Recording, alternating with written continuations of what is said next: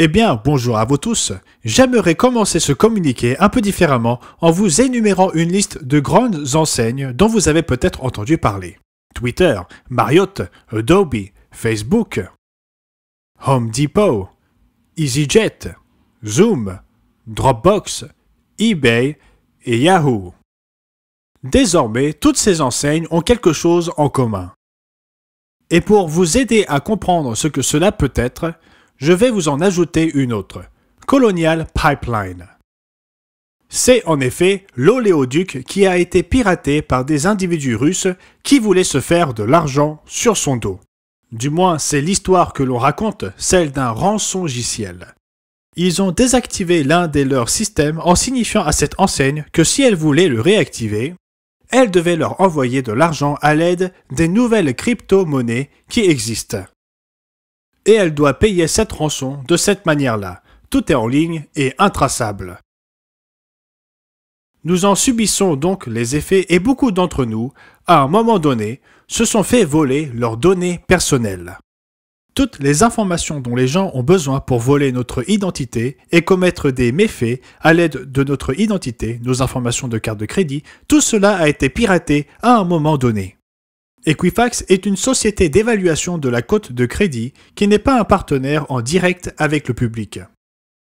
En d'autres termes, nous ne pensions pas qu'Equifax ait la moindre information sur nous, vu que nous n'avons rien sollicité de leur part. Mais Equifax et quelques autres sociétés ont stocké toutes sortes d'informations sur les gens afin que les autres entreprises puissent déterminer si telle personne représente un bon risque financier. Voulons-nous lui accorder un prêt pour une maison ou voulons-nous lui accorder une carte de crédit?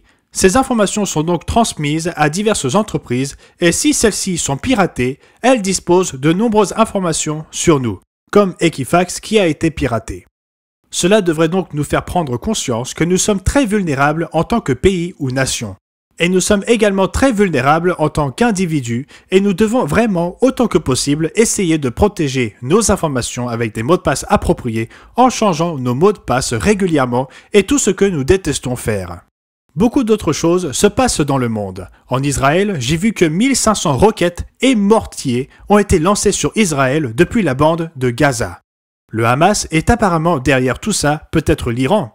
Les Israéliens, bien sûr, ripostent et les gens ont été tués. Et nous voyons le potentiel d'une guerre totale au Moyen-Orient une fois de plus, seul le temps nous le dira. Mais beaucoup de choses positives se produisent. Au Royaume-Uni, M. Peter Nathan rapporte que la diffusion de notre revue est à présent de plus de 18 000 exemplaires, le plus haut niveau jamais atteint. M. Vakovich rapporte qu'au Canada, le nombre de revues distribuées est également le plus élevé jamais enregistré, soit environ 35 000. Et dans le monde entier, nous approchons les 500 000 ou un demi-million de revues en circulation. Et n'oubliez pas que notre revue est éditée 10 fois par an en anglais contre 6 fois par an auparavant. C'est notre première année à ce rythme, mais nous l'envoyons 10 fois par an et nous approchons du demi-million. Il y a donc de quoi être reconnaissant. À présent, la Pentecôte, encore une fois, certains d'entre vous devront peut-être rester à la maison à cause du manque de carburant. Mais nous avons le sabbat et nous avons la Pentecôte ce week-end. Donc c'était Gérald Weston pour l'Église de Dieu vivant. J'espère que vous passerez tous un merveilleux sabbat et une bonne fête de Pentecôte.